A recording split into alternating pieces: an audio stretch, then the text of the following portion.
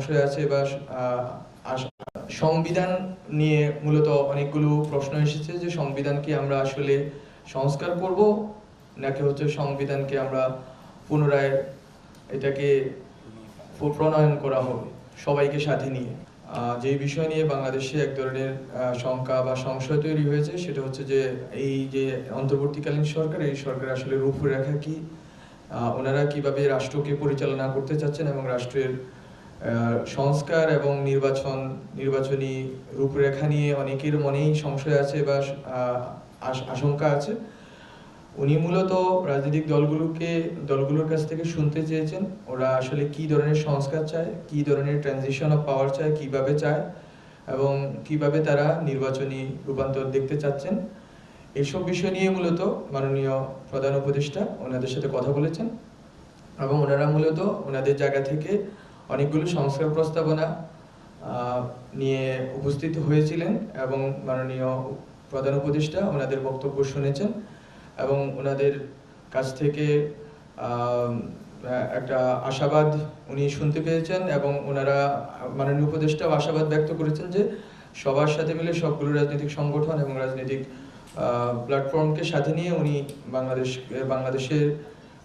আগামীর যে রাষ্ট্র সংস্কার এবং এর রূপরেখা উনি খুব শীঘ্রই উপস্থাপন করবেন। তো এর আগে এই যে মতবিনিময় সভাগুলো, এর ভিতরে অনেকগুলো প্রশ্ন উঠে আসতেছে। এর মধ্যে অন্যতম হচ্ছে যে প্রাতিষ্ঠানিক সংস্কারগুলো কীরকম হইতে পারে, তারপর এখানে বিচারের প্রক্রিয়া কীরকম হতে পারে এবং এখানে সংবিধান নিয়ে মূলত অনেকগুলো প্রশ্ন এসেছে যে সংবিধান কি আমরা আসলে সংস্কার করব নাকি হচ্ছে সংবিধানকে আমরা পুনরায় এটাকে প্রণয়ন করা হবে সবাইকে সাথে নিয়ে। ফলত এই প্রশ্নগুলো বারবার আলোচিত হয়েছে এবং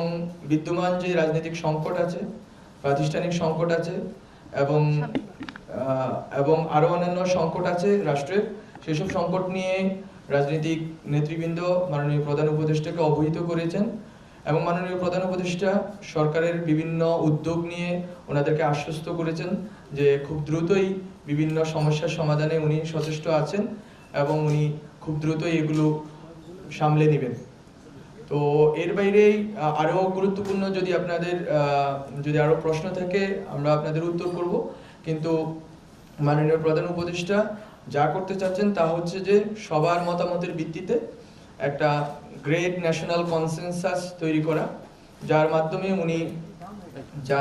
যে ছাত্র জনতার গণ অভ্যুত্থানের ভিতর দিয়ে ওনার প্রতিনিধিত্ব আকারে উনি সরকার গঠন করেছেন সেটা কনসলিডেটেড হবে এবং দীর্ঘমেয়াদী বাংলাদেশ রাষ্ট্রের জন্য দীর্ঘমেয়াদী একটি পরিবর্তনের জন্য, দীর্ঘমেয়াদী একটি সংস্কারের জন্য উনি উদ্যোগ নিতে পারবেন। ফলত উনি আসলে এই প্রক্রিয়ায় রাজনৈতিক দলগুলোর সাথে মত বিনিময় প্রক্রিয়াটা মূলত ওনার এই ভিশনেরই অংশ, যাতে একটা বৃহত্তর জাতীয় ঐক্যমত্য তৈরি হয়।